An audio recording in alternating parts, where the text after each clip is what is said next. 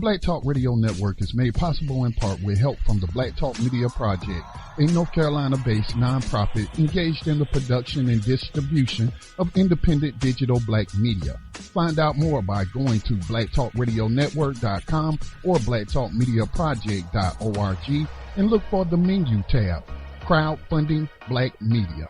Black Talk Media Project, helping to provide you with new black media for the new millennium.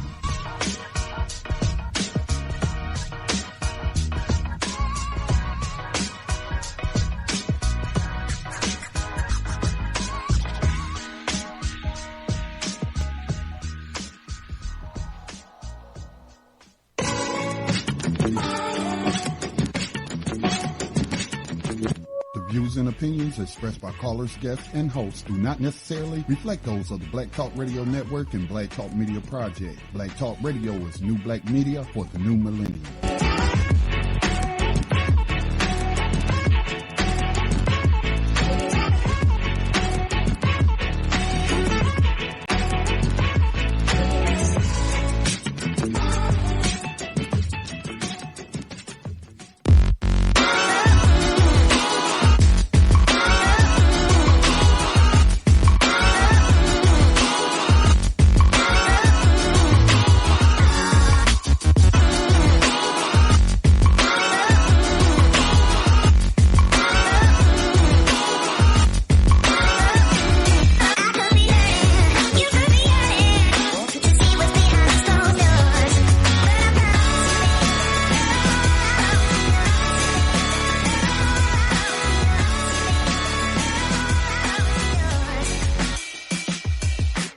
Hello, everybody. Welcome to another episode of BIB Radio. Today is Thursday, March the 9th, 2017, and you are listening again to BIB Radio, and I am one of your hosts, Sisi Harry, and I am joined, I'm quite sure, by my co-host, Brother Robert 11X. Robert, are you on the line? I sure am. How are you? All right. I am good. So, what is going on in the business world on your side today? Just preparing mentally to go to Las Vegas to the trade show in about 7 days. We should be out of here, and was just trying to see what else was going on in Vegas while we were there, business-wise. So I'm excited about that. I'm always excited about hitting these trade shows and going with a different perspective, though. Right. Now, what do you mean going with a different perspective? Well, I'm more so going to see what services can we bring to the vendors at the show. How can we benefit them, not just being a retail store, but see, they can't always see what we see, and they don't always know what we know. And, you know, with black people spending as much money as they do in the economy, we have a better insight to what the trends would be, you know. And so my thinking has been on that today. You know, how can we change the dynamics of just going to the trade show for purchasing merchandise? You know, we need the manufacturer's eyes and ears. Right. And I agree with you. People don't always know what we know. And, like, sometimes you have to fine-tune your thinking to actually deal with the customer on that level because, you know, you automatically think in a certain way and like, what are they talking about? And it's like, oh wait, they don't even know about that. They don't even have any idea about what I'm saying to them. So let me go ahead and make sure. And it doesn't mean, it just means they're uninformed and you know something more about buying and selling that they don't. So, I mean, I definitely agree with that. I mean, you know that, and I know that because of how they approach pricing sometimes, because of how they get so either excited because the prices are low or irritated because they feel the pricing is high. that just shows, the irritation shows the lack of knowledge concerning everything all encompassing. So I definitely agree with you there. Yeah, and see, it's aiming for a bigger a customer base. When you talking about turning the manufacturer into a customer, that should be always aim. This is the benefit of the trade show, because literally it puts us in contact with maybe over somewhere around 400 to 600, in between 400 to 600 different vendors who vend to wholesalers.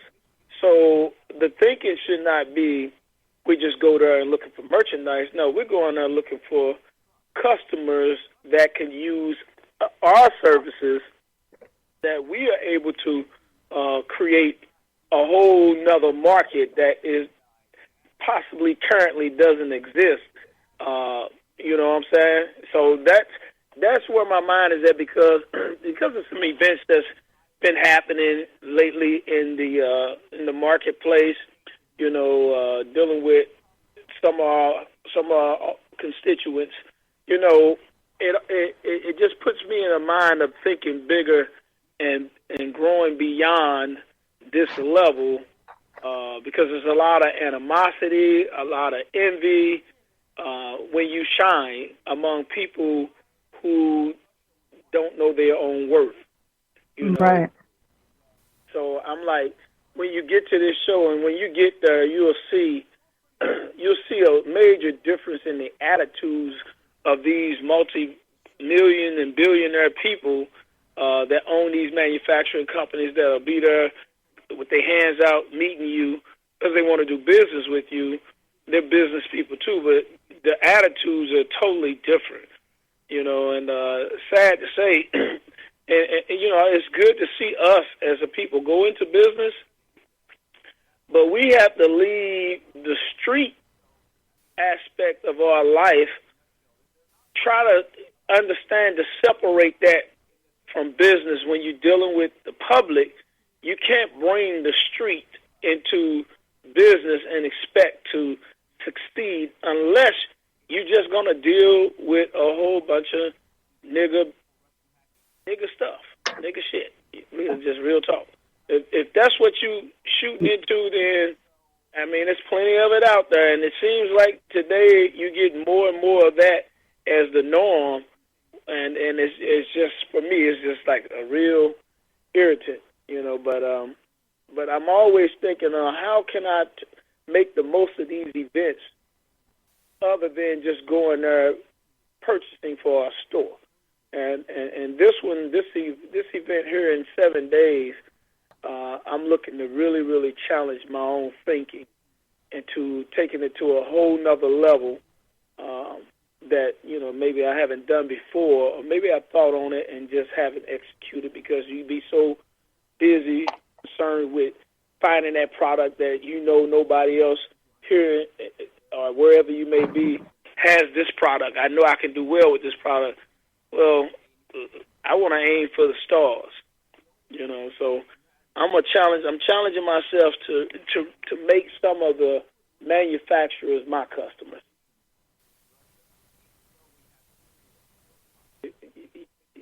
Sisi, you didn't go to sleep, did you? I can't hear you, Sisi. Can you hear me now? Are you there? Uh-oh. Yes, I'm here. Can you hear me? Oh, I hear you now. Hello? Okay, yeah. Perfect. Sorry, that was me. I was muting because I didn't want background noise to come through. But you know what? I agree with you, and it is very burdensome to deal with the things that you're talking about. I think that we deal with it on a greater level because we're dealing with not only customers around us, but also other people around us that may still have that customer type mentality or just hustle type mentality versus a true business owner. They're just there to maybe make a quick dollar or, not just really, really expound on what their skills are, what their products are. So therefore they look around and see what you're doing, and then just, I guess they kind of naturally hate. And we as business people, we tend to think in our minds, okay, well, let me not get ahead of myself and just think that people are hating on me, and you try to give people the benefit of the doubt, but then they actually end up showing you who they are, and you really should have followed your first mind and kind of step back. It's not that you can't be cordial toward people, but you need to be cautious in how you interact with them, because they are really dealing with something else. And it's just, it all goes back to that oppression and not knowing who we are, that goes, way, way, way, way back.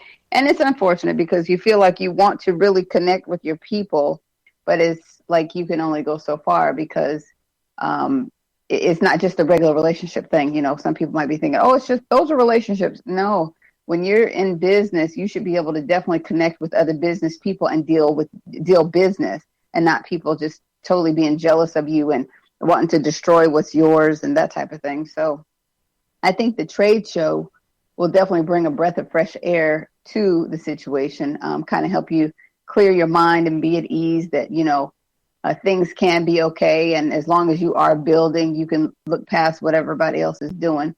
I think that's something Earl Nightingale was talking about. If you guys don't know who Earl Nightingale is, look him up on YouTube. Very inspirational message that he has. I don't know if he was a racist or had slaves or his grandfather was a woman beater. I don't know any of those things. But I just know that I listen to him every day for inspiration. Very old information, but it's still relevant today. And I encourage you all to do that. As we're talking about, the woes of business, of course, there are upsides, but, there are definitely downsides, and you need to connect with information that will help you keep going, help you stay motivated, so you don't fall, whatever that could be. So you don't fall and just be an angry business person, because we see that all the time, people with very poor customer service skills or just, bitter people, period. And so you don't become that person. You must, even if it's just by way of the internet, connect with information that helps you move forward motivationally. And we're going to talk about that in the first hour, about being, motivated and listening to positive messages so that you can move forward in your business, because we know that doubt tries to creep in at any time when you're doing business, especially if you're doing something new and innovative, something that nobody else is doing. You'll have people telling you all kind of stuff like you can't do it, and just not really wanting to support you. So we're going to focus on that the first hour. So if you are listening to us, feel free to take out a pen and a paper and join us and take notes, and then we can definitely discuss the video. Scotty has it queued up, and we're going to listen to it in a minute. But let me let everyone know, if you would like to join us, you can call in at 1-866-510-9025 or 704-802-5056. Press **, and then you can get in on the conversation. I almost forgot this. That's what we're doing the first hour, because we got so involved in the conversation, because this week has just been challenging. But our next hour, we will be joined by Mr. Waddle. He is he's of Dominion Charter LTD, Roderick Waddle and Mr. Moten. Let's see here. Where can we start? Let's see.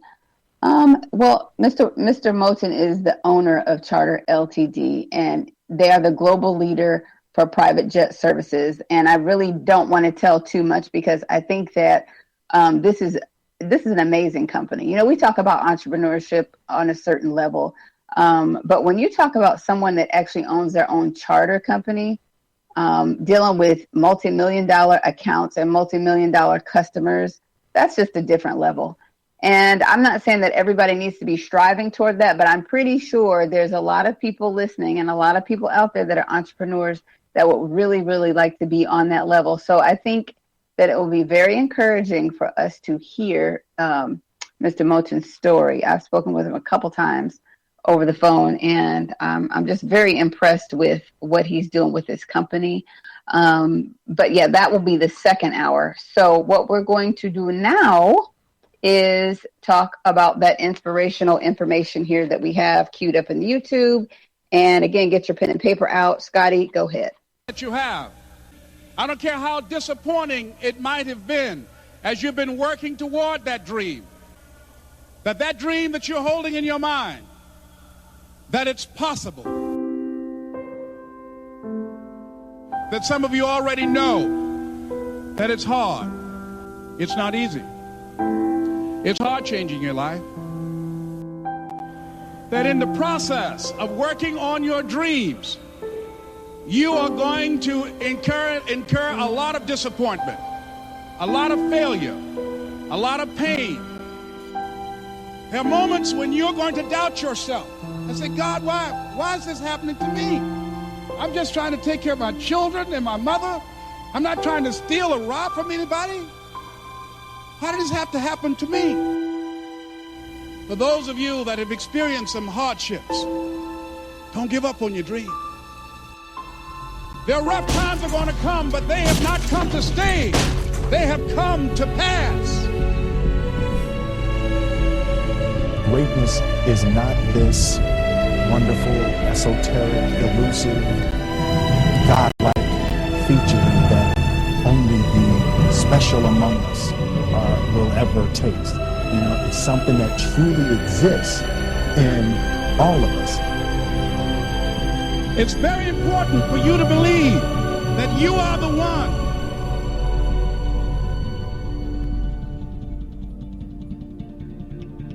Most people, they raise a family, they earn a living, and then they die. They stop growing, they stop working on themselves, they stop stretching, they stop pushing themselves. That a lot of people like to complain, but they don't want to do anything about their situation. And most people don't work on their dreams. Why? One is because of fear. The fear of failure. What if things don't work out? And the fear of success. What if they do and I can't handle it? These are not risk takers. You spend so much time with other people. You spend so much time trying to get people to like you. You know other people more than you know yourself. You studied them. You know about them. You want to hang out like them. You want to be just like them. And you know what? You've invested so much time in them, you don't know who you are. I challenge you to spend time by yourself. It's necessary that you get the losers out of your life if you want to live your dream. But people who are running toward their dreams, life has a special kind of meaning. When you become the right person, what you do is you start separating yourself from other people. You begin to have a certain uniqueness. As long as you're following other people, as long as you're being a copycat, you will never ever be the best copycat in the world. But you will be the best you could be. I'm challenging you to define your value. That everybody won't see it. That everybody won't join you, that everybody won't have the vision. It's necessary to know that you are an uncommon breed. It's necessary that you align yourself with people and attract people into your business who are hungry, people who are unstoppable and unreasonable, people who are refusing to leave life just as it is and who want more. The people that are living their dream are finding winners to attach themselves to. The people that are living their dreams are the people that know that if it's going to happen, it's up to them. If you want to be more successful, if you want to have and do stuff you ain't never done before, number two, I'm asking you to invest in you. To invest in you. Someone's opinion of you does not have to become your reality. That you don't have to go through life being a victim. And even though you face disappointments, you have to know within yourself that I can do this. Even if no one else sees it for me, I must see it for myself. This is what I believe, and I'm willing to die for it. Period. No matter how bad it is or how bad it gets, I'm going to make it. I want to represent an idea. I want to represent possibilities. And some of you right now, you want to be, you know what I'm saying, you want to go to the next level. I want to counsel, I want to be an engineer, I want to be a doctor. Listen to me. You can't get to that level. You can't get to the level economically where you want to be until you start investing in your mind. You're not reading books. I'm challenging y'all to go to conferences. I dare you to invest time. I dare you to be alone. I dare you to spend an hour getting to know yourself. When you become who you are, when you become the person that you were created to be, designed to be who you were designed to be, when you become an individual, what you do is you take yourself and you start separating yourself from other people. I'm trying to get to a place where people don't like you, it don't even bother you no more. Why? Because you're not concerned with trying to make them happy, because you're trying to blow up. You're trying to get to the next level. I need you to invest in your mind. Invest in your mind. If you still talk about your dream, if you still talk about your goal, but you have not done anything, just take the first step. That you can make your parents proud, you can make your school proud, you can touch millions of people's lives, and the world will never be the same again because you came this way. Don't let nobody steal your dream. After we face a rejection and a no, or we have a meeting and no one shows up, or somebody say, you can count on me, and they don't come through. What if we have that kind of attitude? The car's repossessed. Nobody believes in you. You've lost again and again and again. The lights are cut off. But you're still looking at your dream, reviewing it every day, and say to yourself, it's not over until I win.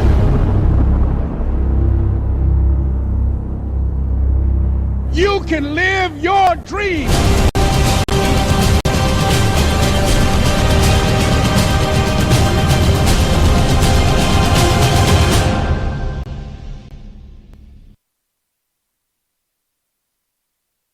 All right. Are you there, Robert? Oh, yes, I am. Yeah, okay. So what did you think about that message?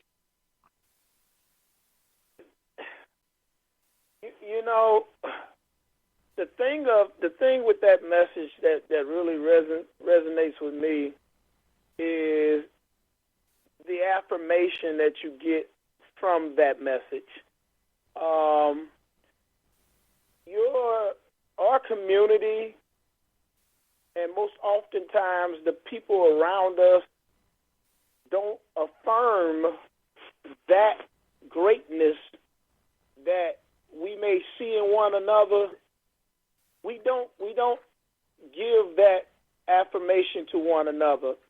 So when you turn on a lecture or a speech or whatever by a man like what we just got through listening to, or Earl Nightingale, most often you get your affirmation through those type of audio tapes or whatever. And it just triggered a thought in my mind when my partner told me, he said that you have to, the best way to have that intimate conversation with multi-million and billionaire people is to read their books.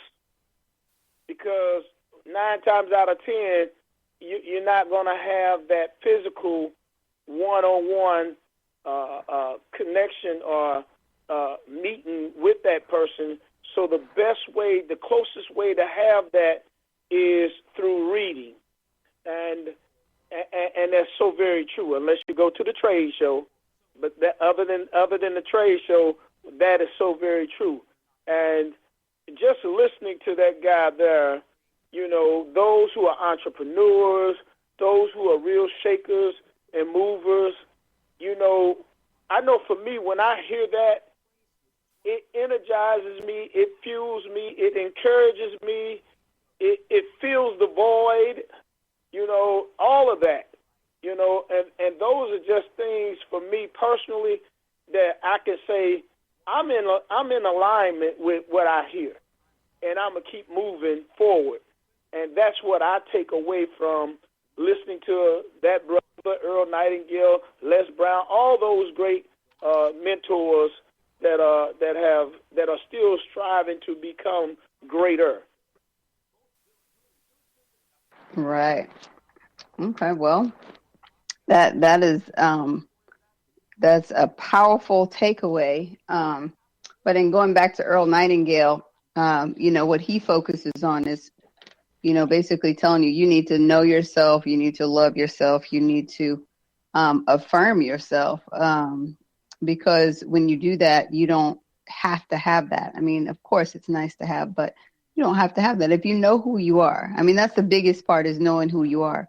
And that's a big part of being an entrepreneur and being in business, because if you are a thinker, a game changer, a motivator, a lot of times you will not have people around you that understand what you're doing.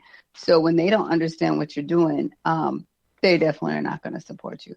I mean, it's rare and it happens, but most of the time people think that you're crazy and they don't know what you're doing and they can't relate to it. So they're not there. But as entrepreneurs, a lot of people, they just keep going. They keep doing what they need to do to make it happen, because they believe in themselves and they just make those things happen because they possess that within them. And the problem is, we all possess everything that we need down in us to make things happen. But a lot of people just don't know that. And that's too bad. I would hope that more people can get a hold of messages like these. And it's such a shame that with modern technology that we have today, people are not really utilizing it to maximize themselves, especially in entrepreneurship. They don't make time to do what they need to do, not should do, but what they need to do in order to push forward, because we take breaks and we get on Facebook. And I mean, people go on Facebook for business, but there's just some really strange things on Facebook. So that lets you know that people are not fully utilizing their minds for the right things. But when you do that, when you do what you need to do, everything that you need will be done. But if you're not doing it, then just nothing's going to happen. You're just going to be, even if you're in business, you're going to be kind of mediocre. Whereas you could be busy building, creating, doing new things and experiencing new people and reaching out in different ways that you never had thought. I mean, that's one thing that excites me about entrepreneurship, is just meeting new people and experiencing those people that I've never met before and had no idea about whatever business they're in. I met a lady the other day who's a histologist. I'm like, what is a histologist? I thought that was just something like dealing with history. And actually, she is a person who studies tissues in the body. And she was just the most free-spirited lady ever. I mean, she wasn't an entrepreneur per se. She does do some things on the side, but her major job is a histologist. But she seemed so happy, so free, very much so older. Just one of those people that could look at you and just say, you know what, I've been there and I've done that and I'm moving forward and I'm happy in my life. And that's ultimately where we all want to be. So back to the motivational messages, I would hope that everybody would get some motivation from somewhere so that they can do what they need to do, whether it be in business or work, your job or whatever. But my takeaway from that message, by the way, that was Les Brown and Eric Thomas. I think it's Eric Thomas. In that message, somebody just kind of put that together, that wonderful message. But he said, it is hard. You will incur a lot of disappointment. And I think that that's true. And that's true about life. As you are doing things or trying to do things, you will incur a lot of disappointment. And trying to build a business, you will. I mean, sometimes it's lonely at the top. When you're doing something different that other people are not doing, everybody else is just a worker bee, getting up, doing the same routine every day. But once you decide that you're not going to be a worker bee for somebody else and you're going to do it for yourself, it is hard because you may not have that support, that encouragement, people around you that are interested in what you're doing. So it can be hard. And it is disappointing because it's like when you're in a relationship and you decide to become, matter of fact, we know somebody like this. You're in a relationship and at the time when you all get together, both of you have a job, but then later on you decide, okay, I don't want to do that anymore. It can be very disappointing to your partner and yourself, because your partner is thinking, oh my goodness, what is wrong with you? What do you mean you don't want to work a job? What do you mean you're going to start a business and you're going to leave this 401k and this and that, whatever? It can be very disappointing for them because you changed on them, but at the same time, you're changing for yourself, which is what is really, really important. But it's disappointing when you don't have that support from the other side. You will try many things and they just won't work. That's disappointing. And he talked about, it's necessary that you get the losers out of your life.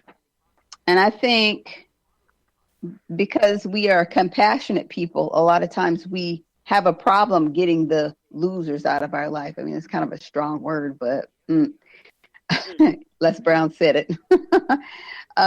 But sometimes we do need to look around and count that cost, because a lot of times we're dealing with people who are dead weight. They're not allowing us to move forward because they're hanging on, or they're not giving us positive feedback, or they, just don't want to do what they need to be doing or what we feel like they should be doing. But in that case, that's when we have to just kind of do an analyze things and say, okay, this person, place, whatever thing, whatever. I mean, it could be a person or something else, but that thing or person needs to be out of my life so that I can propel forward. And that's hard for us to do because we want to take everybody with us. We discover something new and we want to talk to people about it, and we want our family to get on. I started this business, just come work with me. And they don't necessarily see things the way that you see things, And so therefore, a lot of times they can't be encouraging, and it's really, really tough. We want to bring everybody with us, but sometimes it can't happen. You can't make people want what you want them to want.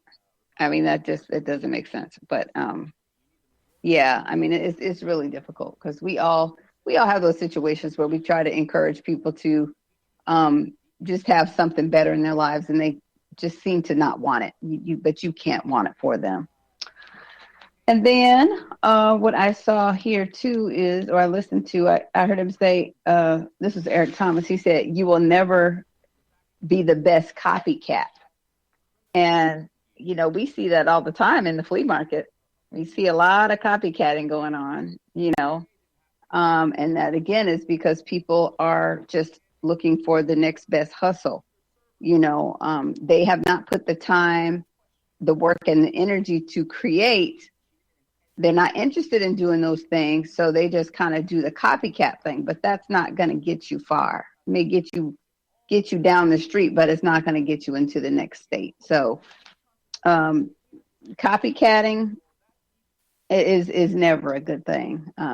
We're not talking about rebuilding an invention and just doing something different with an invention. We're not talking about that. We're talking about just, you see me selling a certain item, and then you go find out who I get my items from, or you find somebody else and then you start selling them too because you see me doing well, and then you don't want to speak to me. You just kind of roll your eyes at me when I walk by. That's copycatting. We're not talking about that. Well, we are talking about that. We weren't talking about the other thing. But so you got to listen to those motivational messages. If you are an entrepreneur and you're having a hard time just really keeping it together, just Google it. Well, not Google it, YouTube it. Business, entrepreneur, motivational speeches, and you will hear a lot, and just kind of let your mind come off of all of your encumbrances, like whatever is blocking you. Just listen and take it in for yourself. I know when I'm listening, sometimes I have a hard time because I'll hear them say something like, everybody can do it. Hard work brings money, and you have to work hard. I'll hear all this work hard stuff. Then my Black power kicks in. It's like, well, Black people work very hard. They're the hardest workers ever. They built this country, but hard work still got us into slavery. So my mind will really go into those places, but I have to just kind of shut everything off and just kind of really take in that meat and spit out the bones and really apply it to myself so that I can make sure that I have a good day, because it is so easy to have a bad day. It's actually hard to have a good day. Like it really, if you think about it, it's really hard because you have things coming at you from the left and the right and all around to ruin your day. I mean, pretty much as soon as you wake up, you know, you have those things coming at you. So you really have to work at making sure that you have a good day. You know, you have to count the cost. You know, certain things don't deserve your attention concerning like you getting angry and all that.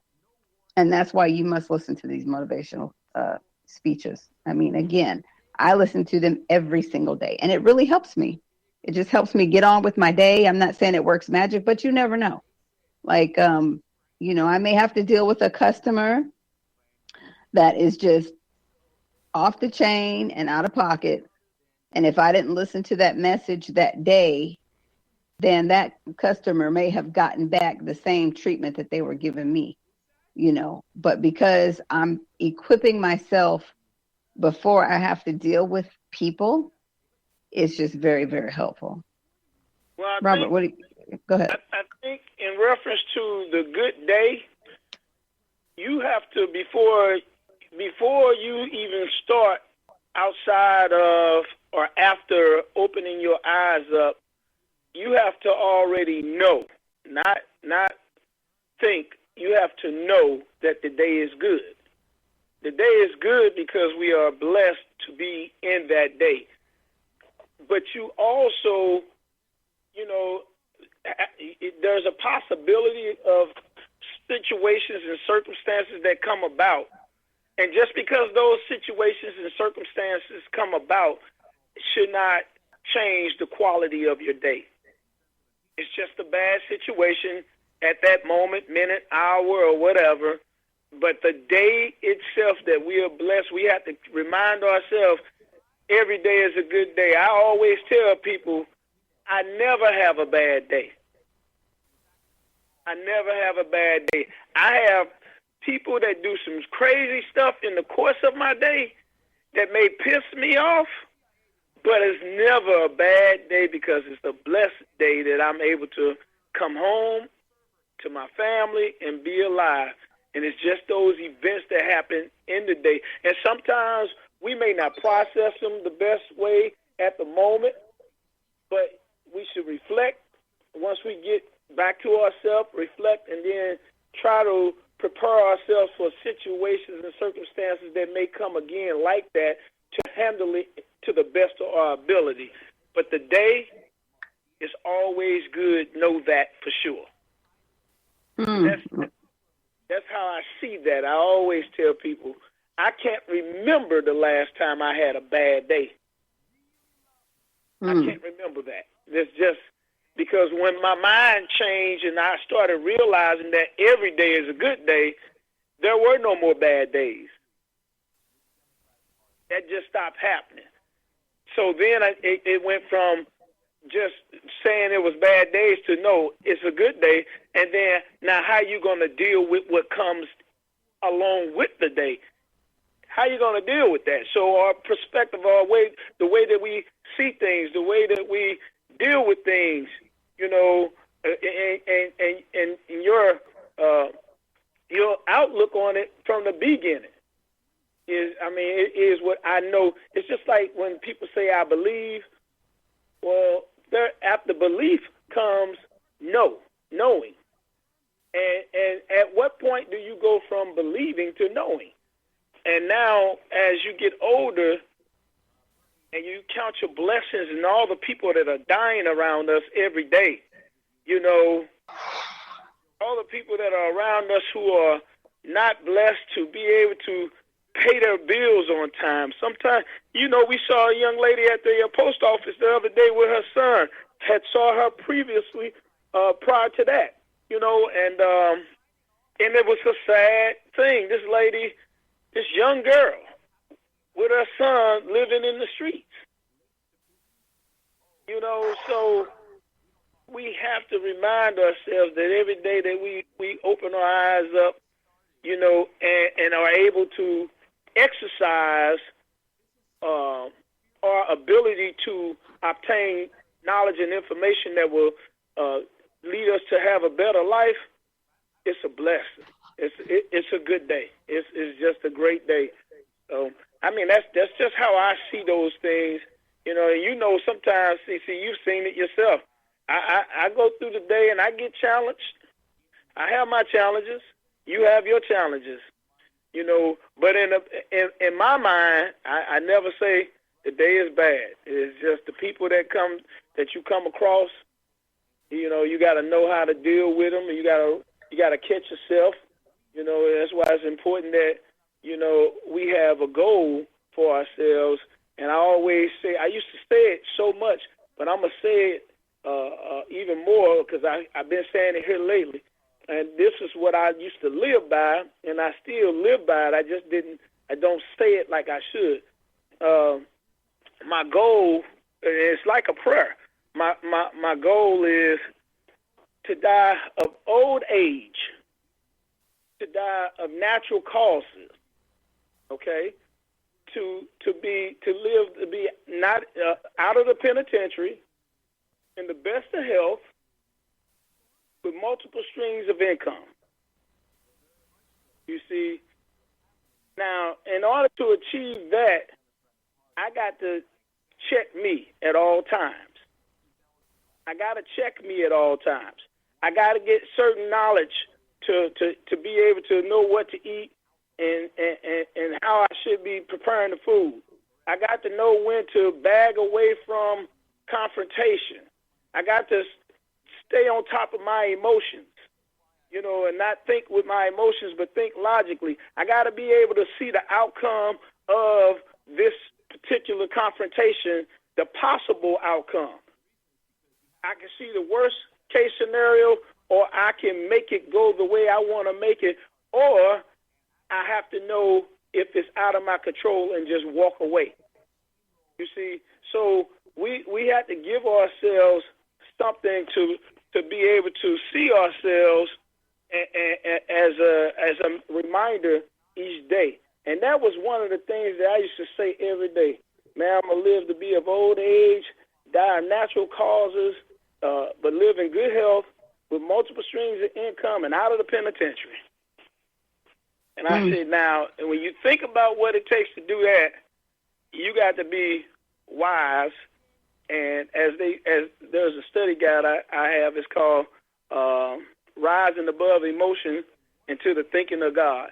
And I say that's what you have to become. You have to rise above your emotion and get into the thinking of God to live this life to its fullest. Well, that is definitely a must. But what you're talking about requires a high level of discipline. And I think because everybody is just, even if you're in business, it's so easy to be caught up in the rat race and comings and goings of life. You know, we have not obtained a quiet moment to exercise that discipline that it takes concerning all that you're talking about. What do you think? Well, you know, you have to really be able to turn the TV off. You know, when you're in business, you don't need to go from the business office to the bar or to the club. You know, because there's so much that come at you. You need to have a moment where you kind of refresh your whole spirit and being. You know, and you know, a lot of times that means that entrepreneurs, for the most part, should be alone, unless you find that someone that understands the importance of what we're saying right now. You know, see, because this is not just a walk to obtain wealth and riches and material things. Most people get entrepreneurship twisted. This is the greatest faith-based walk ever known to man. See, you're not depending on somebody to give you a check. you're dependent on the execution of correct information or incorrect information. See, because people can give you incorrect information and you go out on faith and try to execute that, and it comes up wrong. But this here, again, with correct information, you press forward. Not being able to see the evidence, but having faith in the evidence unseen. And then it manifests itself because you followed the correct formula to achieve the goal. And it's going to happen in just that way. If you use the correct formula, you're going to achieve the goal. It's going to no doubt benefit you. That's just the mathematical equation. It's going to work itself out just like that. But right. This thing is bigger than just about getting money. So with entrepreneurs, we did a show a while back about the proper mate or whatever. Something about our show was based off of entrepreneurs and dating. What was that show? You remember the show?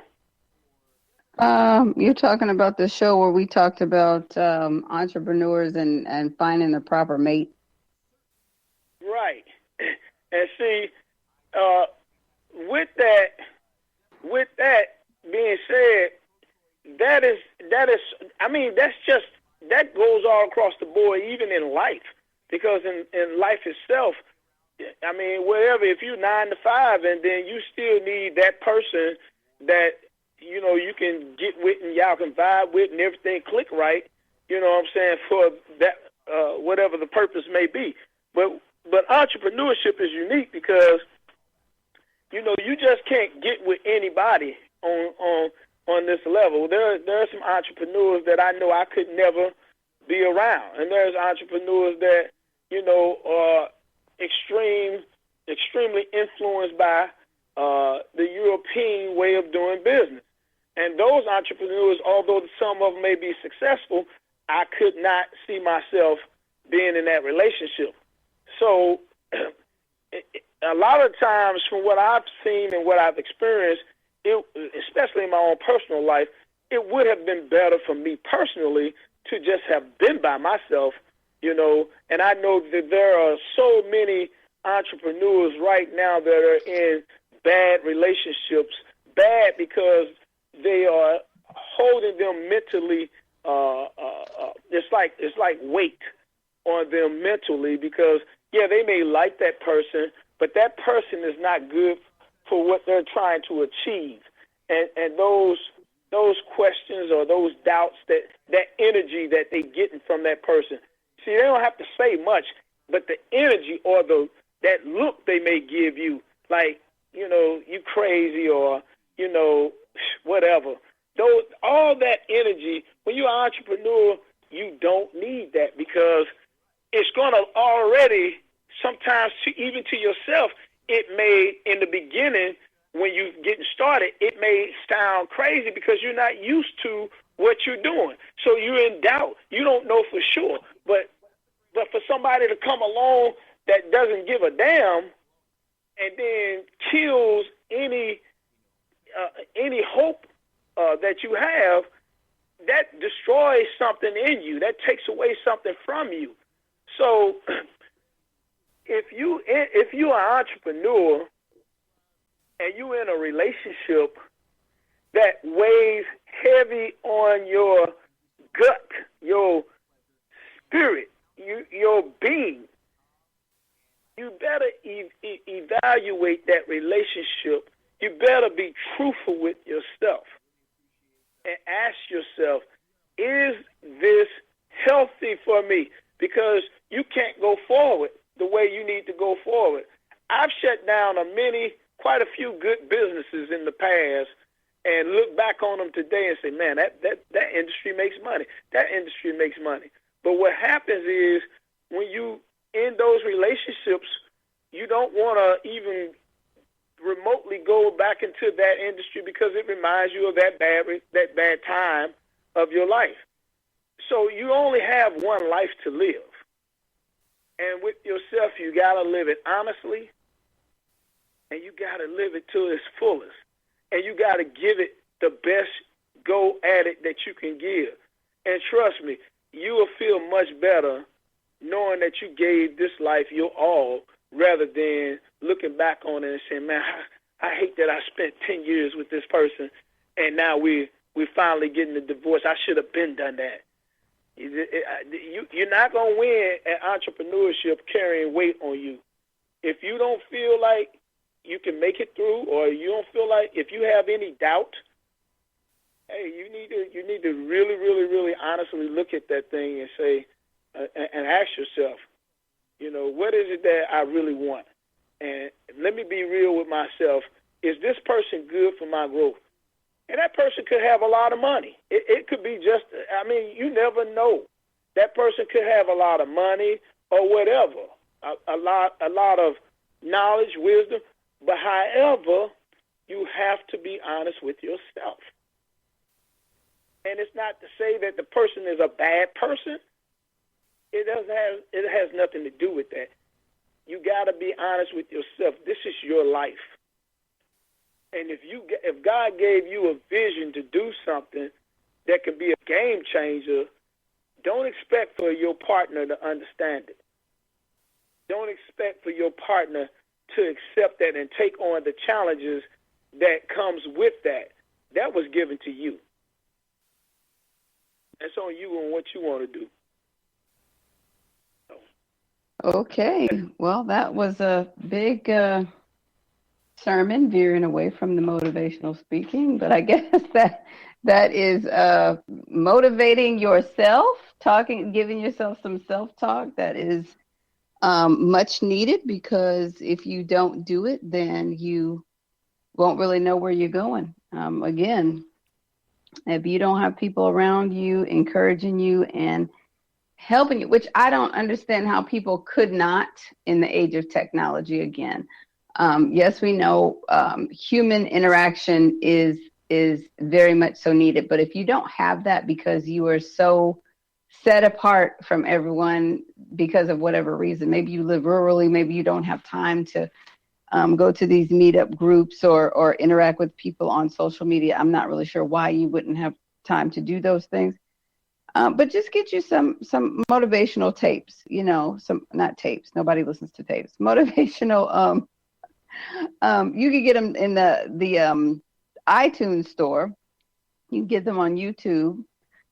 There's many different ways that you can reach out and get the information that you need to move forward and grow. And Robert's talking about relationships. There are some that are in relationships and one person is an entrepreneur and the other person is not, and they make it work perfectly fine.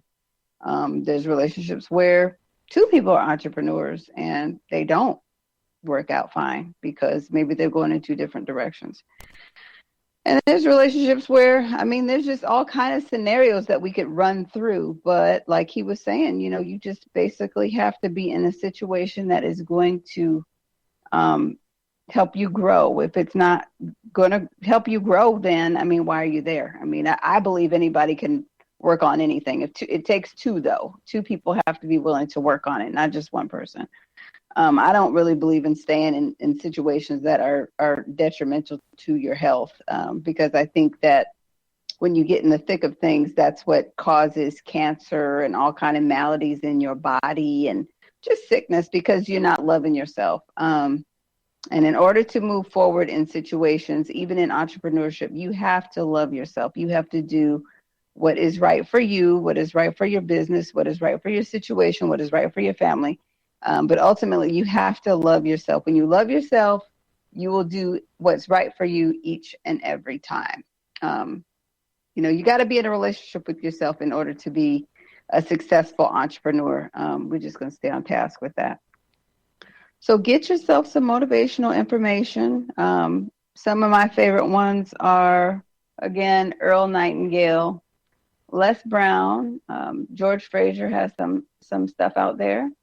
There's a guy named Marlon Smith that I met at the Dudley Gala last year that will be going on again this year. We put out information on that a couple weeks back. Let me see who else. Emma Frazier, which is George Frazier's sister. Lisa Nichols, she's great. David Anderson, he's great. Let's see. Well, our own David Wren of Tando Radio, he's excellent. Boy, that's definitely where you can go. And of course, you could come here and you can listen to Robert 11X because he gives you great information every single week on this show. We're here every week at 7 p.m. Central Standard Time. Yeah, just this whole radio network, really. I mean, wherever you need to get it. I know I learn best by hearing. So everything that you need entrepreneurially starts within yourself. Seriously, we are all built to do something great in this world. And in listening to Mr. Nightingale today, he was saying that it's false information to even think that someone is identical to you because God created everyone differently. There is no two people on this earth that are alike. We are all individual human beings. We all are creative. We all can create something to show who we are, to make money, to be entrepreneurs. So we just have to know that. But yeah, I mean, this is just, this is just a little inspiration for this first hour. We can talk about next week's guest. Next week's guest, her name is actually Leah Gavin. She is going to talk to us about estate planning. So make sure you join us next week for that, because how many people have planned their estates? I mean, we've talked about this over and over again, but we're going to keep talking about it.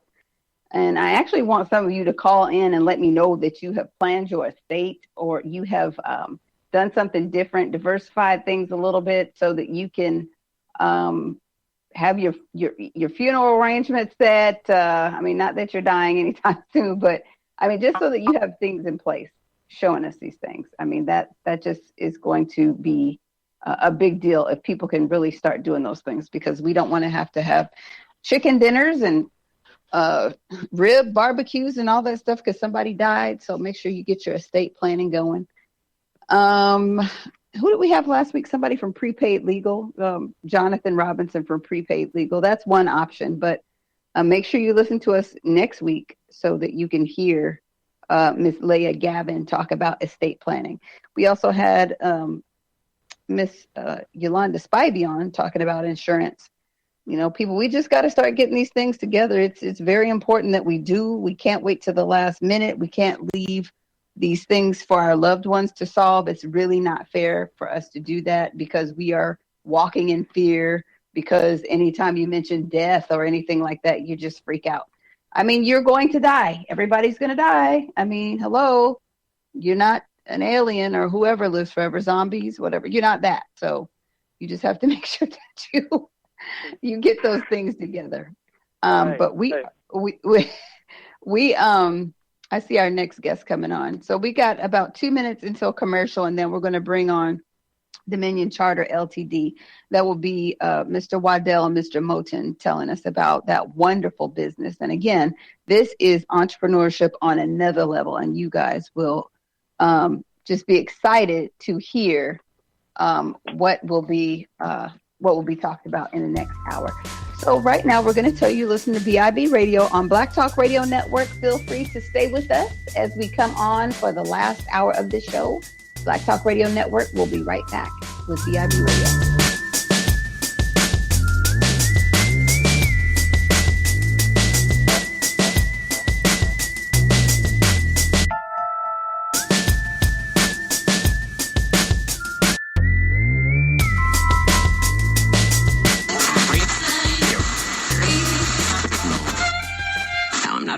Okay.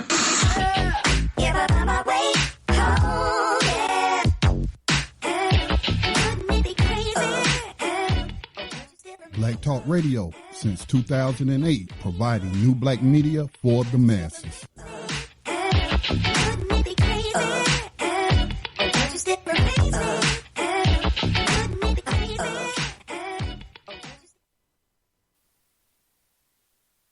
All righty, everybody. We are back. This is the second and last hour of BIB Radio. We are on Black Talk Radio Network.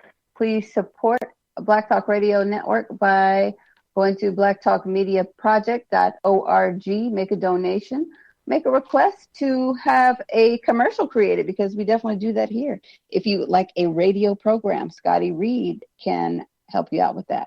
Let us know. You can also contact us here, BIB Radio. Our email address is weareblacksinbusiness@gmail.com. weareblacksinbusiness@gmail.com. If you like what you heard today or any of our other shows, join us every week. We're here at 7 p.m. Central Standard Time every Thursday.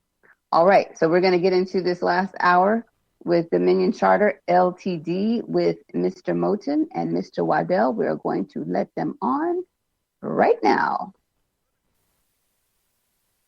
Welcome to Black Talk Radio Network and BIB Radio. Who do we have on the line?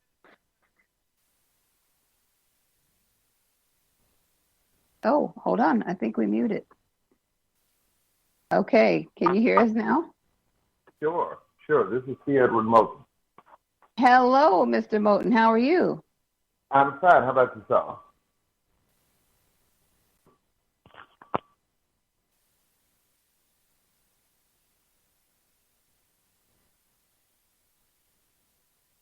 I guess he's not here. Yeah, I can hear you now. Okay, perfect. Okay. So how are you doing today, sir? I'm fine. How about you? I am excellent. So, of course, we've talked before. I'm Sisi, and my co-host is there, too. His name is Robert 11X. Okay, Mr. X, how are you? Oh, goodness. Hold on. We can't. He's muted. Go ahead, Robert. Hey, Mr. Moten, how are you? I'm fine, sir. How about yourself? I'm doing wonderful. It's a pleasure meeting you. For sure. Same here.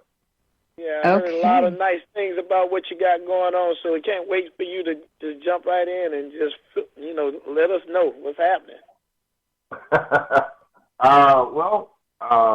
Sisi's been nice to us, of course, and I'm probably one of the few, there are about maybe 4 or 5, 3 notable that are in our space, our industry, which is the business aviation industry, better known as private jets.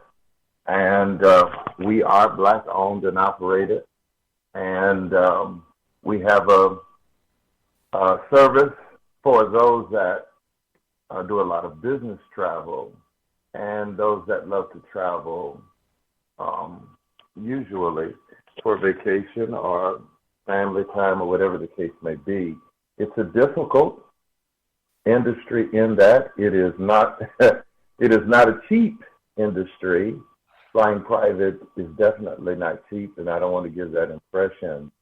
But when you do apples to apples, spending time in airport terminals, the time that you spend there, and losing money in particular business deals, juxtaposition, having your own time being yours, where your time is your time, no delays, no cancellation, no TSA security checkpoint. You can manage your time better, and I always say if you can manage your time, you can definitely master your life. Wow, that's a good quote. So in doing private charter, which is a big deal, I mean, because most people fly just regular. They go to the airport and get on the plane, or they wait, or like you said, things cancel, and you just don't know what's going to happen. I know myself, I was stuck in Dallas one time for about 12 hours. It was ridiculous. Wow. Right.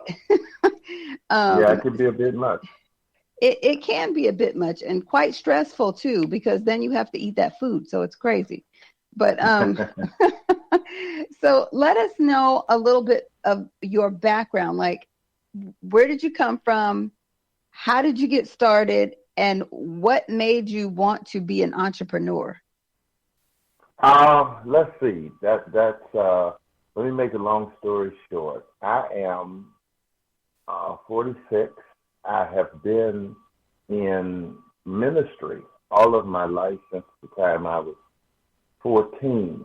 So I've pastored. I've been a part of pastoral staff in churches, and on the spiritual side, on the secular side, I'm a certified paralegal with a specialization in banking and finance, commercial litigation, and real estate. And I've always done a modicum of contracts all of my life. My first business was, I think I was in my late teens, actually.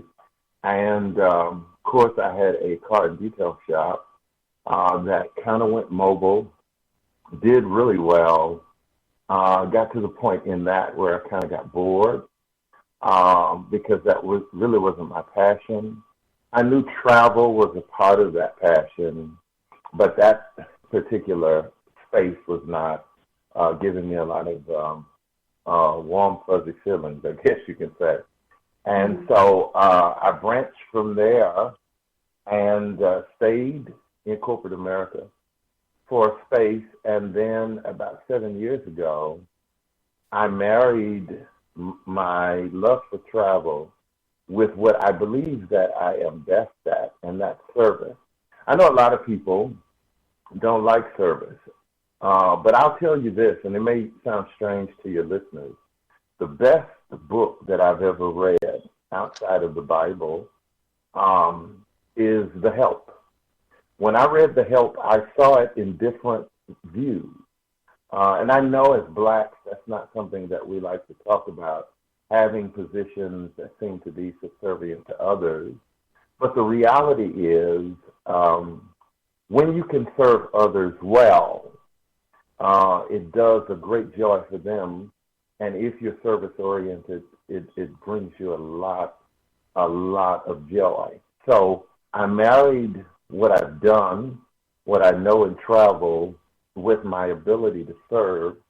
And so Dominion is the brainchild of that, where we took service to another level. What we noticed in business aviation industry or private jet industry is that a lot of companies had a mass market approach to a very niche market. And so we said to ourselves, not being funny, and I hope I don't offend any of your listeners, but we said to ourselves, as blacks, we have a lot of flavor. We understand what luxury is. We understand what high-end things are, sometimes to our own detriment and demise. Sometimes we'll look good and look starch and have on brand names, and sometimes, don't have two nickels to rub together.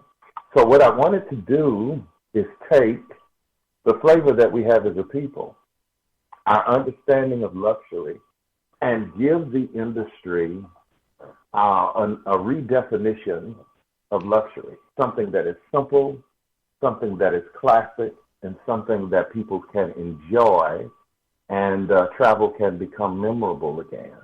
And so Dominion is birthed out of that. My wife and I saw a gap in the industry where it's just a mass market approach, and there was no luxury. In fact, I tell people, it has become, I guess, a famous quote of mine, that the only thing that private jet flight implies is that it's private.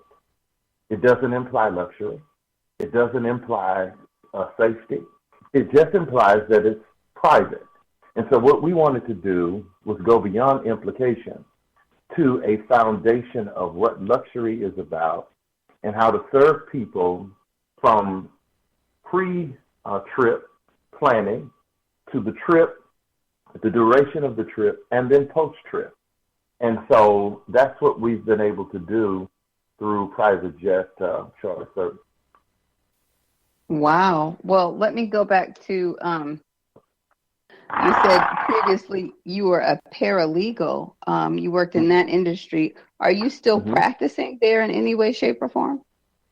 Let's just say, as CEO of Dominion, a lot of my legal ego is in play.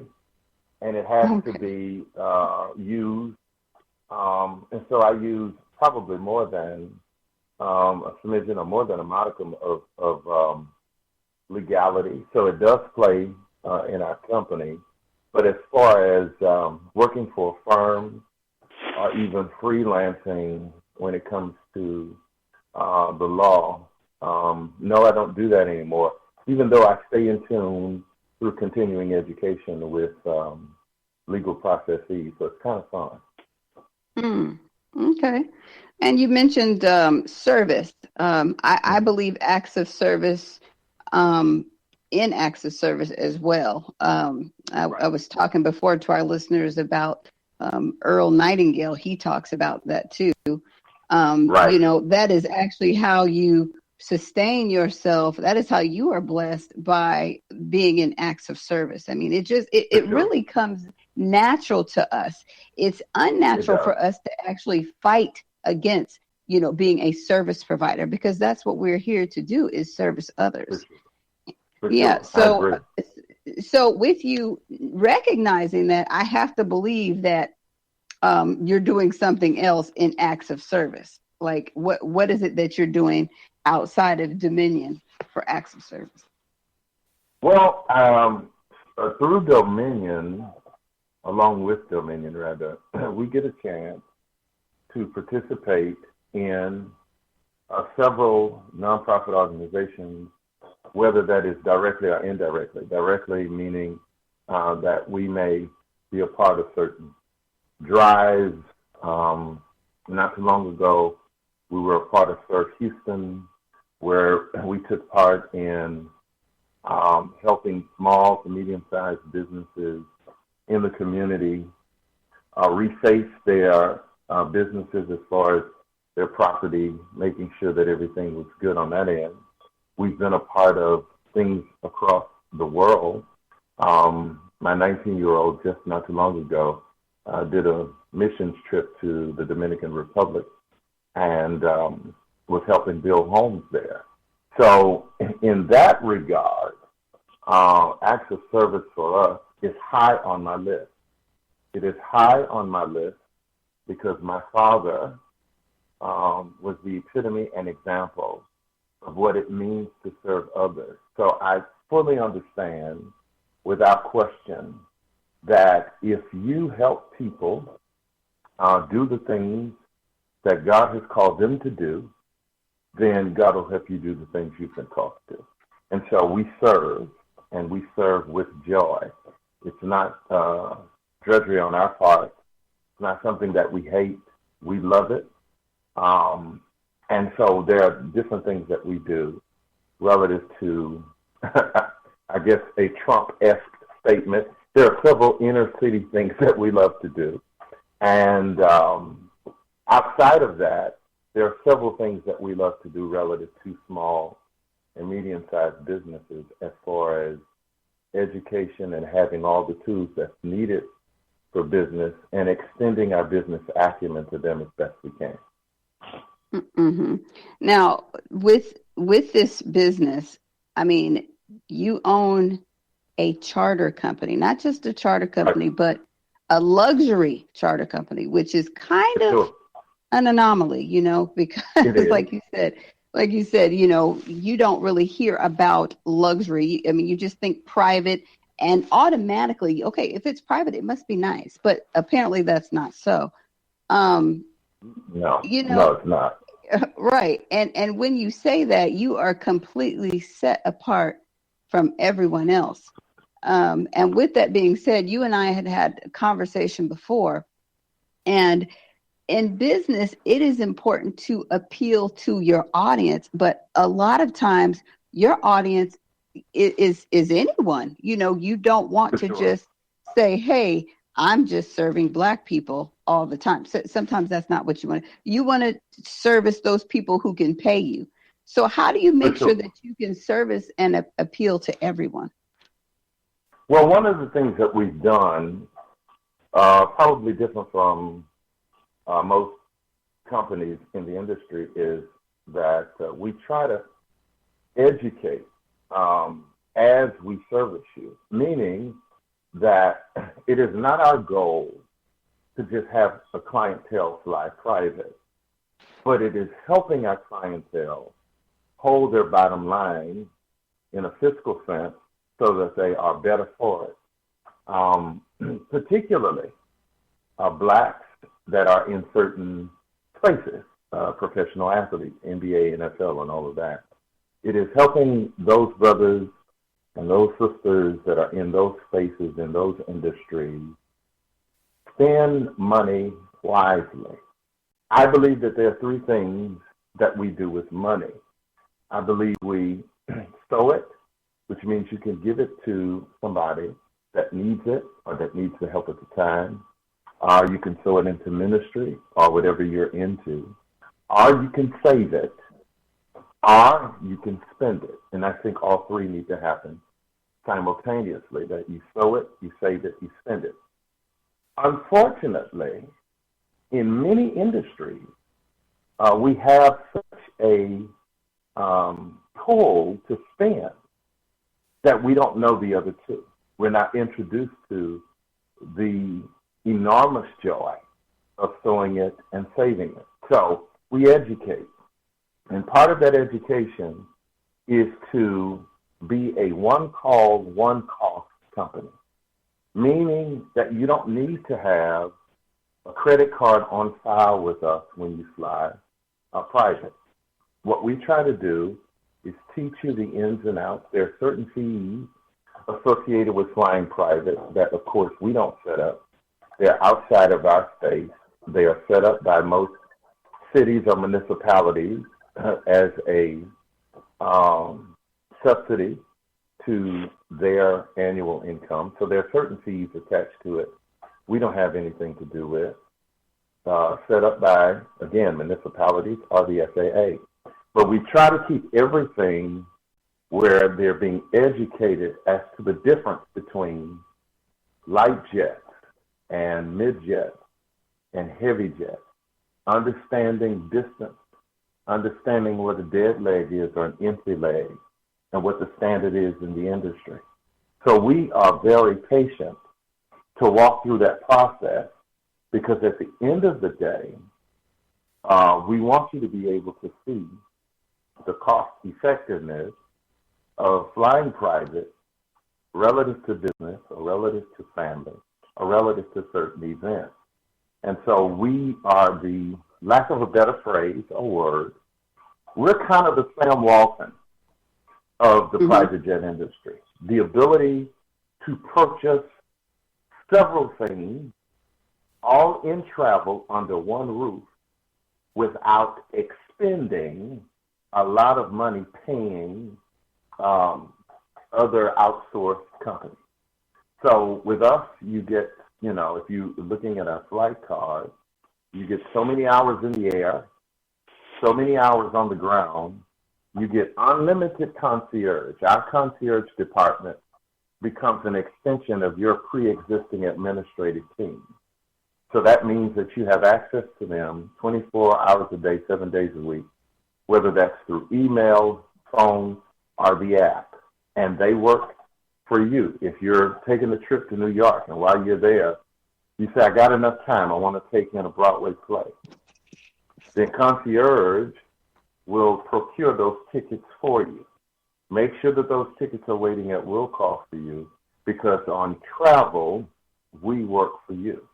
If that means you need a last-minute meeting while you're traveling and you need a babysitter, then we have a database that we use through concierge. We've already vetted certain people. We've already vetted certain companies. So that means that we can offer you a high-end babysitter that won't break the bank, and that your child can be safe for the hour, 2 hours you're in a meeting.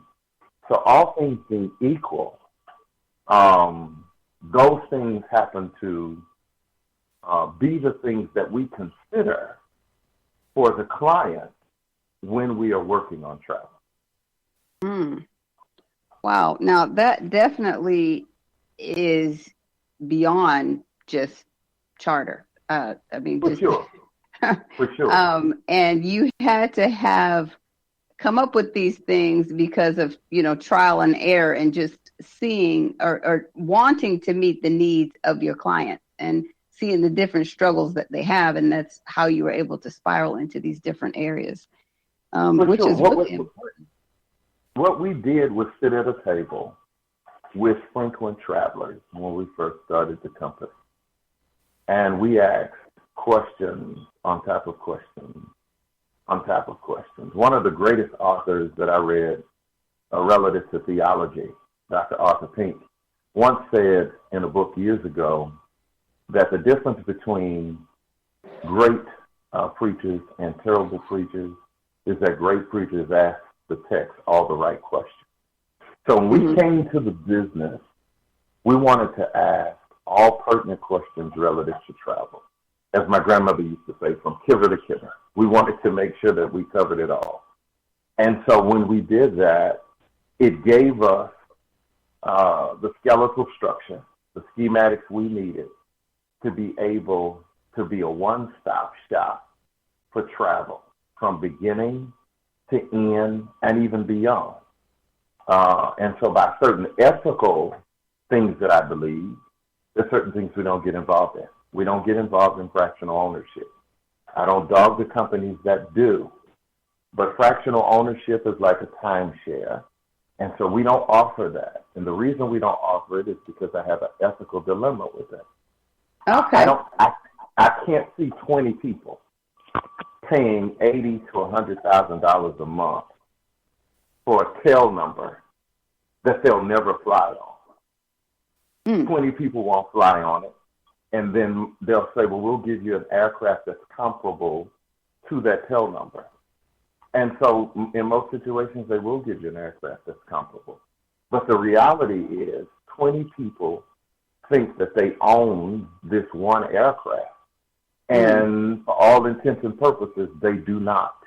Right. And they will probably never fly on that aircraft. I think that is, it's an ethical dilemma because I think it is gross negligence and great dishonesty. So we don't get involved in stuff like that. We offer different avenues so that you can travel at your leisure without worrying. In fact, our mantra is that the only thing you have to worry about or be concerned with is what you're going to pack in your bag. Right. Wow. Now that is definitely interesting. And I think a lot of people would have a hard time wrapping their head around what it is that you do without this radio interview, honestly, because we don't think about that. We just think about regular commercial flying. We don't think, because there are a great number of people that can fly commercially, but they don't because, one, they've had a bad experience. As a matter of fact, when I was talking to a gentleman that used to own his own plane, I wanted to introduce him to your company, and he immediately was like, no, I've been through all that already. Wow. And I was like, well, that means he had a really bad experience. Now, of course, I forwarded him the information anyway, and I'm hoping that he will get that, get a chance to contact you and have a greater experience. But I mean, just for the most part, normal everyday people have no idea about what it is that you are offering here. Right. I'll say this. The top 1% to 3% wealth earner, of course, flies private. That's a given. They have the disposable cash by which to do so. That's a given. I think it would be amazing to everyday Americans and working class people to find out that some of the trips that people take from their city to certain cities, and if they do it in business class or even coach, they would be shocked to find out that they could possibly charter a jet for the price that they would pay for a seat ticket. That may amaze some of them. Now, that's not in all cases, but in some traveling situations, that's definitely the issue. So it may amaze them to find that out. The other issue is they may be amazed to find out that if it's a bunch of girlfriends that met each other in a sorority in college going on a certain trip, it may shock them to find out that when they pull their monies together, they may come out cheaper chartering a private jet than if they individually paid for tickets to fly commercial. Right. So it's in the information. So we try to educate. Mr. Waddle, who you have on the call, Roger Waddle, is one of our account executives. He is absolutely exceptional in what he does in business development. So he's responsible for developing new business and giving that kind of education to the market, to the masses, so that they understand it, so that they can make very informed decisions, which is important in a generation that is becoming a fact-free generation. Facts don't seem to matter anymore, and that's a dangerous place to be, because fact is synonymous with truth. And so if we're in a fact-free zone, that would suggest that a lot of us operate outside of truth more than on just occasion. That's absolutely true. And I think I see Mr. Waddle on the call now. Are you there, Roderick? Yes, ma'am. I'm here. Can you hear me okay? Yes, I can hear you. How are you doing? I'm doing great. How about yourself? Wonderful, wonderful. We didn't see you sitting there. So sorry. So glad you could join us. So as Mr. Moten just explained to us, you are the account manager, and you handle all of the accounts coming into the company? Well, not all of them. I'm a part of the business development team. There's 3 of us, and we all carry our weight. We have our share. But I try to do the best I can with what I'm responsible for, you know.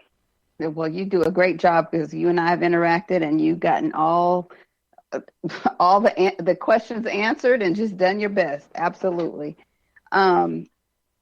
Robert, are you there, and do you have questions? Well, yes. I heard some language that raised my eyebrows with the as it pertains to everyday common people, and the brother said that you'd be surprised how much it would cost for everyday common people. Comparing that to, like, I think you compare it to the business class, the first class, and the first it hit my mind was we're about to be on a plane and a week, about 8 days from now, headed to Las Vegas, and I was thinking, well, what does that look like for everyday common people?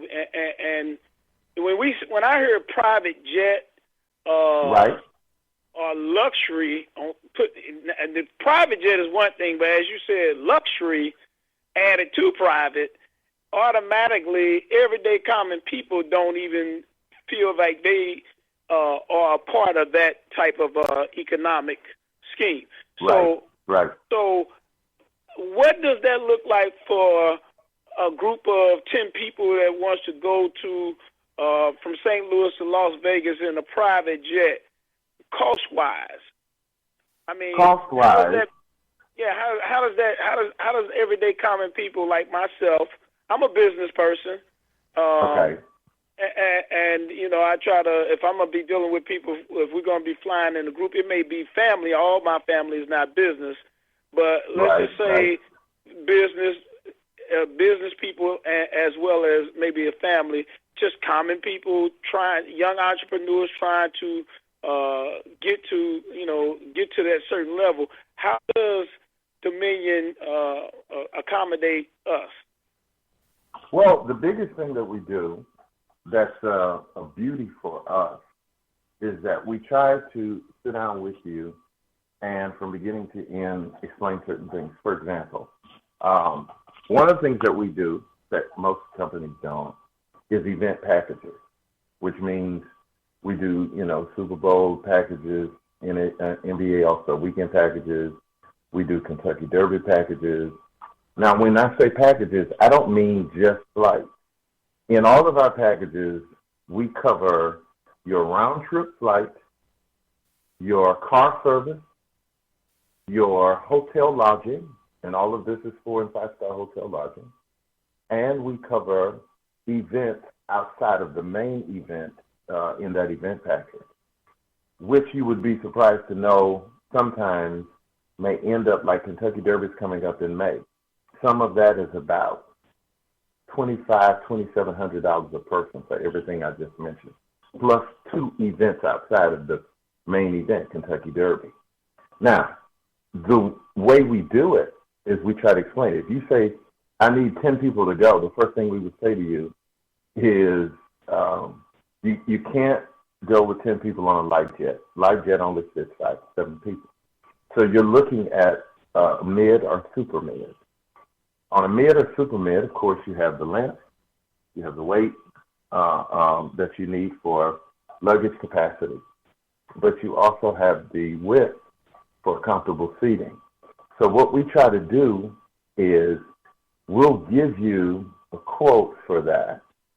Once we look at the quote, we will walk you through the process of what that would cost per person if you were flying like you were flying commercial. And if you say that's a little steep, then what we'll do is revisit it so that we understand the brass tacks, so that we can get to everything that you may need so that you're comfortable. Now, not considering there are certain fees attached to flying private we could never get away from. But just St. Louis to, let's say, if you were going from STL, St. Louis to LAS, which is McCarran, and if you were going there, we already know that's about a 4-hour, we're right at about 3 hour, 3 hour and about 45-minute flight. So you already know, doing simple math, 3 hours on a mid-jet or super mid is right at about $4,000 per hour. So 4 times 3 is 12. So you already know you're at $12,000. Now, can we incorporate the fees that are being asked for in that 1 hour? Surely we can, which means that there are certain things you may not get when you fly private. Like you may say, I want Wi-Fi. Well, we have to talk you maybe out of that while you're in the air and say, hey, to add Wi-Fi may be a little bit more than you're bargaining for. Let's see if we can get you in a Gulfstream 200 or Gulfstream 150, see if you're comfortable with it, and then we work out the details with you so that you're comfortable with it, both leaving and when you get there. Because the beauty for us is that we're also factoring in for you all of your travel that you need for your family members. Like with our car service, we have 4 different cars that could come to your home, individual homes, and pick you up. We have the Continental sedan, traditional Continental sedan, the Cadillac STS, the Mercedes E-Class, the Chrysler 300, or we have the Lincoln MKX. That's the cars. If you say we don't want cars, we want SUVs. Well, the SUVs, we have Cadillac Escalades, we have Chevy Tahoes, and Range Rovers. So whatever you want, if you say, okay, this is the trip I want to take, then I've done this several times. I'll say, Mr. Robert, I tell you what, to make you happy, the car service, because you're flying, you're not purchasing the cars, you're just flying one time. So at that point, you're shopping a la carte. So I may say to you, Mr. Robert, to make you happy, I tell you what, all of your ground transportation for your trip is complimentary. Now, once we get that out of the way, you already know whatever the cost is for that, you don't have to worry about it. And we don't have to worry about car service for you because we're all over the United States of America and in 19 other countries. So the beauty for that for you is if we say, your car service is complimentary, let's talk just flight, then we can work on the numbers to make it comfortable for you per person, not just for you, but per person, looking at what it would cost to fly commercial. So we're doing doing a comparison, making it comfortable, and you come off, with your family as the apple of their eye, because they're going to love you big after that. So it's a matter of working the numbers so that it suits you for that one trip. Right. Okay. Yeah. Now, I got another question dealing with airports and the cost of flying and landing. Does that number vary from city to city in reference to the business side of what you do when it comes to actually landing in a particular city? Yes. Or a particular airport? Yes, it does, only because, again, those are prices we don't set. That municipality sets those prices for you to land on their runway. So it may be $100 on one runway, but $150 on another runway, or $300 on one runway. It depends on that municipality and what they've already worked out. We just pay the fee that they've already set. So yes, to answer your question directly, it does vary from municipality to municipality. Okay, so let's go ahead and we'll take a break real quick, and then we will come back with more questions and answers with Dominion Charter LTD. And yes, this is BIB Radio on Black Talk Radio Network. We'll be right back. Okay.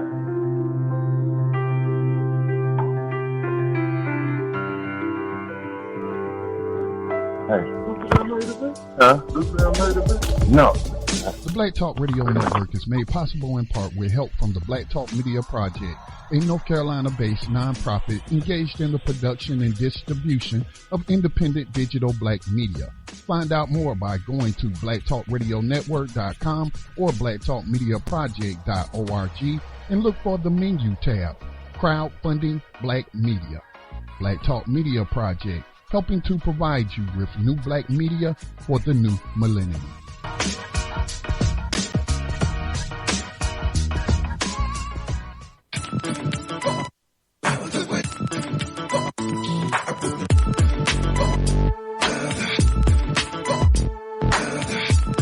You are tuned in to Black Talk Radio, new black media for the new millennium.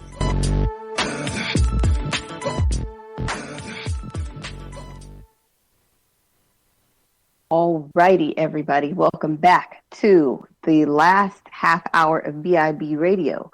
I am your host, Sisi Harry, and I am co-hosted with Brother Robert 11X Minor.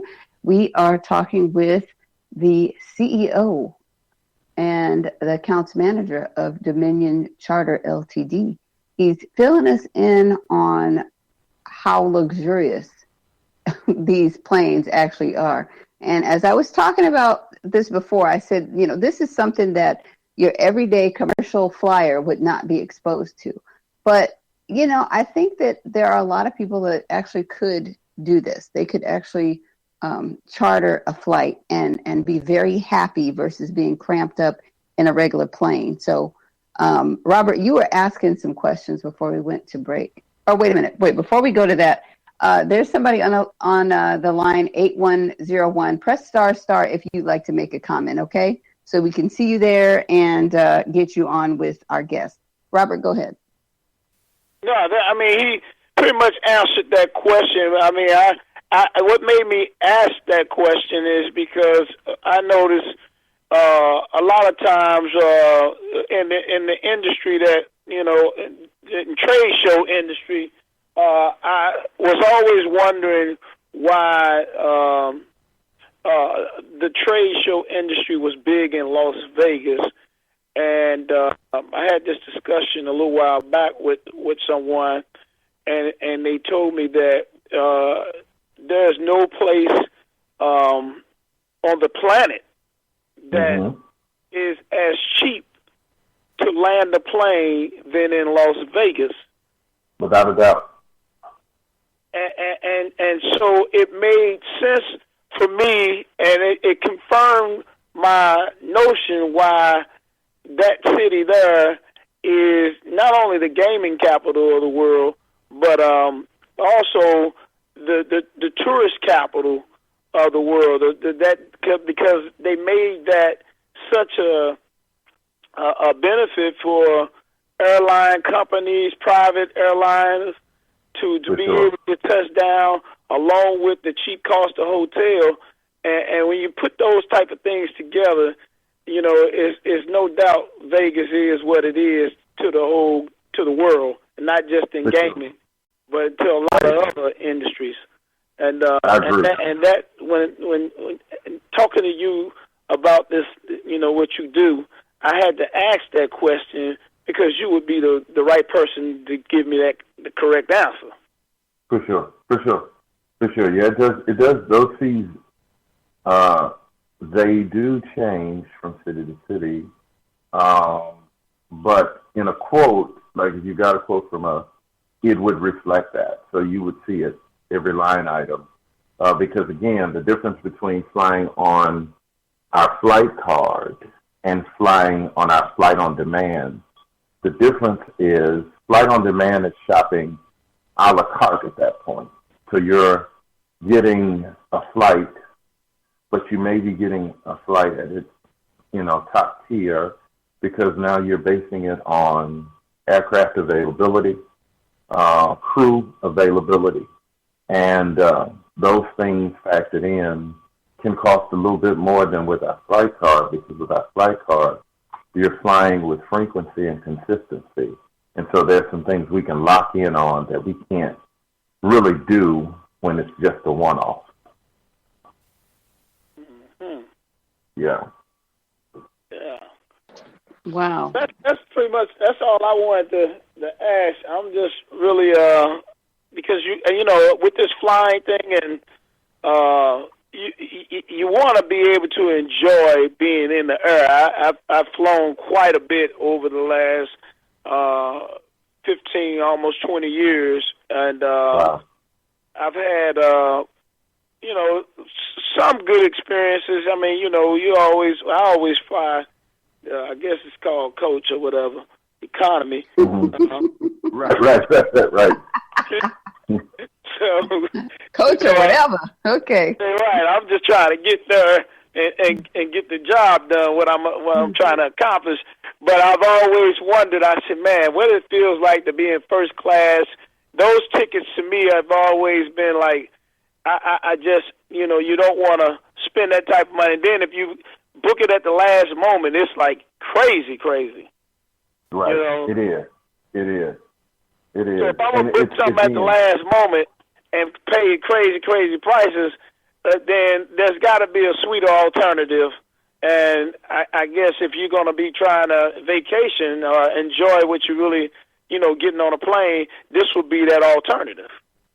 For sure. The biggest thing about business aviation or private jet aviation, the difference is, of course, it can be pricey, but the greatest difference is, what is it worth to your time? And that's the question that's asked. What is it worth to your time? There have been times I can wake up in the morning, take my son to school. I'll have 3 different meetings in 3 different states and still make it back at home in time to tuck him in the bed. Only you can do that with flying private, and that's what my time is worth to me. Now, I do not, by this interview, I don't want anybody that flies commercial and are locked in economically to flying commercial to feel bad about it. The Bible teaches this great idea of not just despising our meager beginnings. If that's where you got to start, that's where you got to start. But there is, like everything else, available information that would enlighten the mind relative to travel on what could happen in a different scenario if flying private was available. And so that's why flying private has been called business aviation, because its stopgap measure was to make sure that people in business had a better way to travel and was not consumed with spending most of their time in airport terminals. Business aviation. That's a term that we need to keep track of when we're talking to people about this company, because we definitely here at BIB Radio want to be a great affiliate and funnel more business your way, because I believe that this flight should be something that people should aspire to have, to do, because they deserve this. You know, you don't have to continue the rest of your life sitting in the back next to the bathroom with the man that is like 500 pounds and you have to climb over him to go. And you shouldn't have to go through that forever. I mean, if you're an entrepreneur, like we talked about in the first hour, let's get those inspirational and motivational talks going. Let's be around like-minded people. Let's get ourselves in front of people like Mr. Moten, who have been there and done that, but is much higher in his understanding of entrepreneurship. You have to do that in order to be where he is today. He didn't start out being as successful as he is right now, but he is where he is. So let's connect with him and look to where he is and just really take note of that. I mean, I'm inspired. I know I want to fly on your plane one day. For sure. I mean, I'm definitely looking forward to that and being, again, like I said, an affiliate to make sure that those who want private charter come straight to you. I'm in awe. I'm so excited that you all have come here to talk to us today. We look forward to doing business with you later on. But what I'd like to know, Mr. Moten, is what information do you have for entrepreneurs that are striving higher, that, you know, maybe they're just starting out and they're starting to feel a little discouraged? Well, here's the biggest thing I would say, and I'm piggybacking on what you said earlier. The honest assessment is I possibly don't know any more than any other entrepreneur. I'll be safe to say that. There's a lot of humility on my part, and I honor that humility. I really do. But I will say this to any serious entrepreneur that's trying to do successful business. One, do not be in the habit, because of social media platforms, do not be in the habit of sharing all of your vision with everybody. They're not ready for it. They're not ready for it, one. Two, you become the brunt of their jokes, and you get more of that than encouragement to a large degree. So be as silent and as secret as long as you can, so that when your plan comes to fruition, the laugh is on them and not on you. So I would say, you know, be very diligent at what you're doing, and to use a terminology that we're used to in our community. Stay on your grind. Come hell or high water, even when it's not yielding the results you want right away. Stay on your grind, because here's the thing. Consistency has to be worth something. What I'm seeing with entrepreneurs now is that if it doesn't yield certain results in a year, 2 years, they're out. Where it says that you were never committed to the conviction you say you had.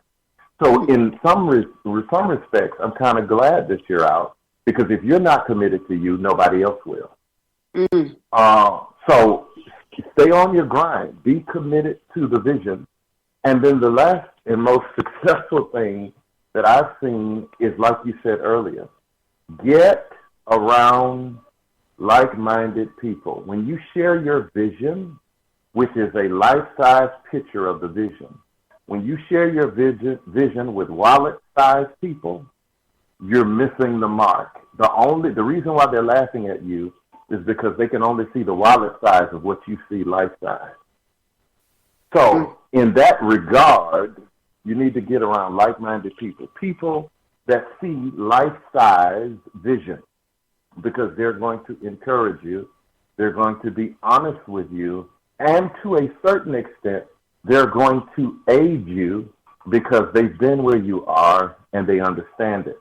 The problem with being an entrepreneur, very honestly, is that we all feel like nobody understands what I'm going through. Yeah, there are people that understand what you're going through, most and generally, we just kind of congregate around the folk that don't. And that's a danger. That's a danger. I don't get a chance to hang out with a lot of people. Do I get upset about that? No, I don't. Being an entrepreneur is a very lonely place because sometimes you see what other people don't see in order to live what possibly other people don't live. And so it's a very lonely place. But because it is a place where you are by yourself a lot, you got to incorporate reading. I read everything.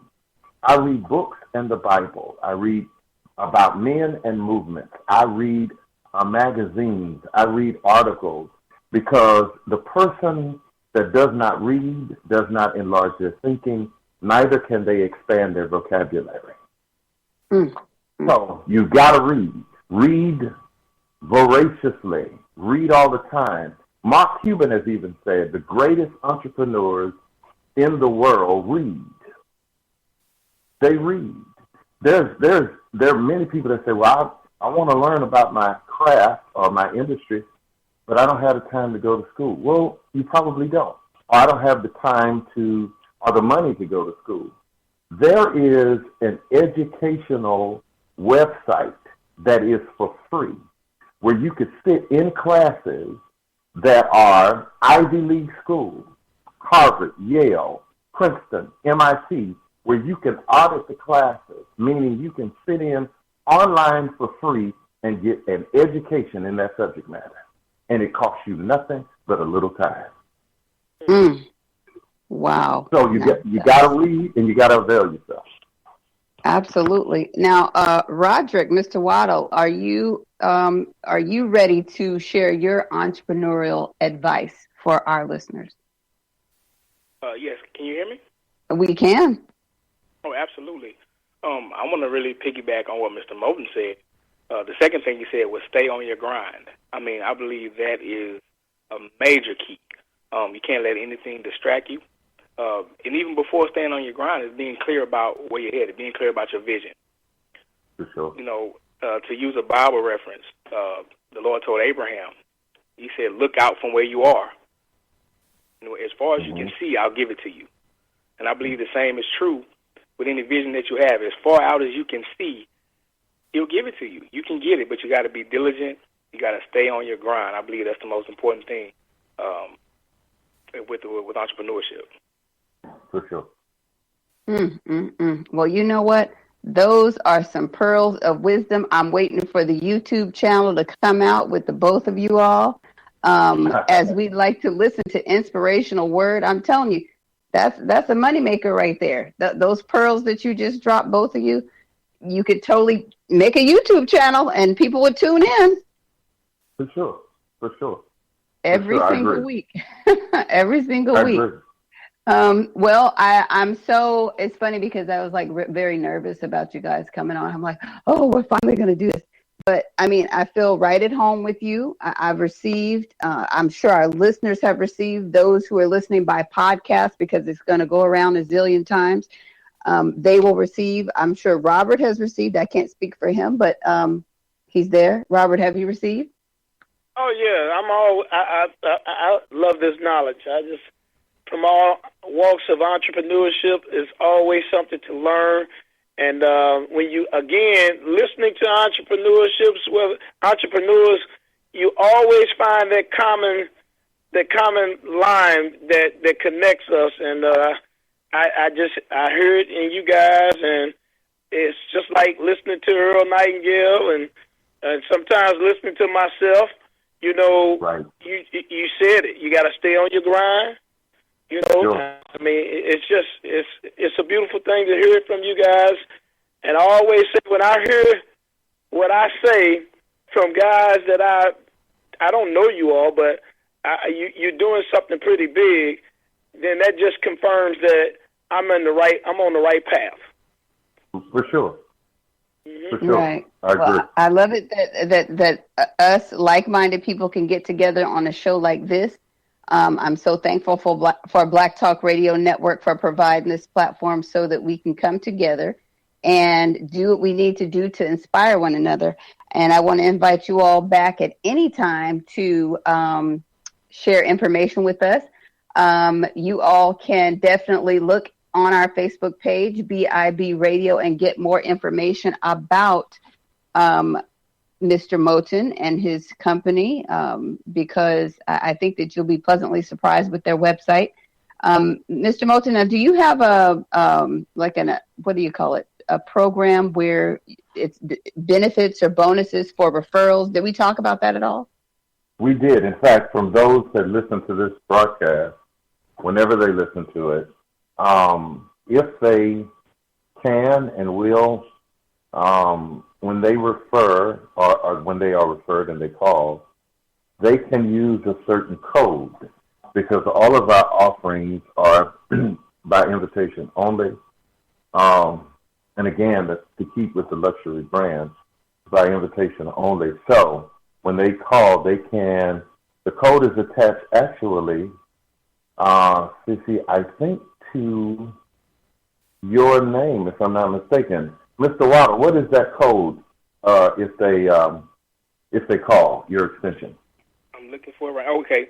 It's a DC 2017 03SH. I say it again. For sure. Mm-hmm. DC for sure.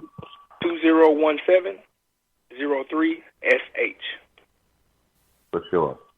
For sure. And the more if we can do those that call, here's the beauty of it. With our referral program, if enough people say, hey, okay, this is a service we want, then we always send a financial stipend as a thank you. But more to that, with our business partners, we not only send a financial stipend, but we send you our flight card, and we dump hours on that card for you so that you can start flying private too. Just because you refer someone, it's our way of saying thank you. My dad used to always say, if somebody spends time helping you, don't waste their time. So it's our way of not wasting your time, but to say thank you. Okay, well, amen. We definitely love your company tonight. It was great. But we've got to go ahead and end our show. We'll be in contact with you gentlemen later on. You've all been listening to BIB Radio. Join us here again next week, same time, 7 p.m. Central Standard Time. Have a wonderful, blessed night, everyone. Good night.